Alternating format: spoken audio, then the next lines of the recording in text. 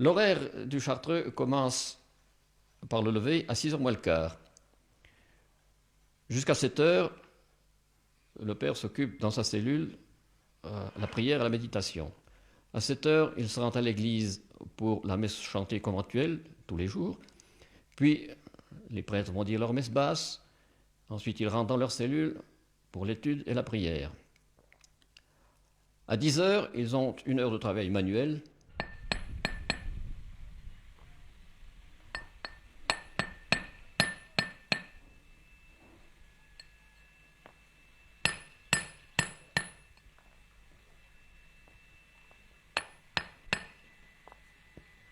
À 11h, le repas, qui est toujours maigre. Jamais de viande, en aucun cas et en aucune circonstance.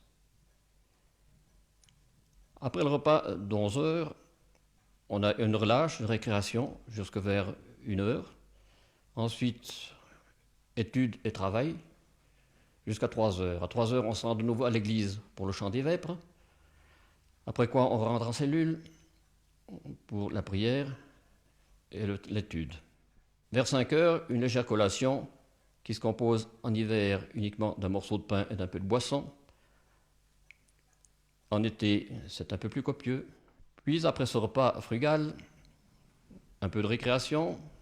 Et à 6h, les complis qui se disent toujours en cellule. Après quoi, chacun peut aller se reposer. À 10h30, chacun se relève.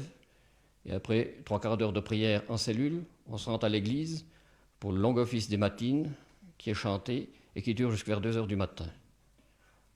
On se recouche ensuite jusque vers 5h30 et la journée recommence.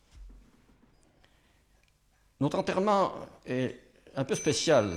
On nous enterre sans cercueil, sur une simple planche, le capuchon rabattu sur la figure. On devient très âgé malgré l'austérité de vie. Et je vous donnerai comme exemple qu'en 1928, nous avons enterré Saint-Père, dont le plus jeune avait 82 ans.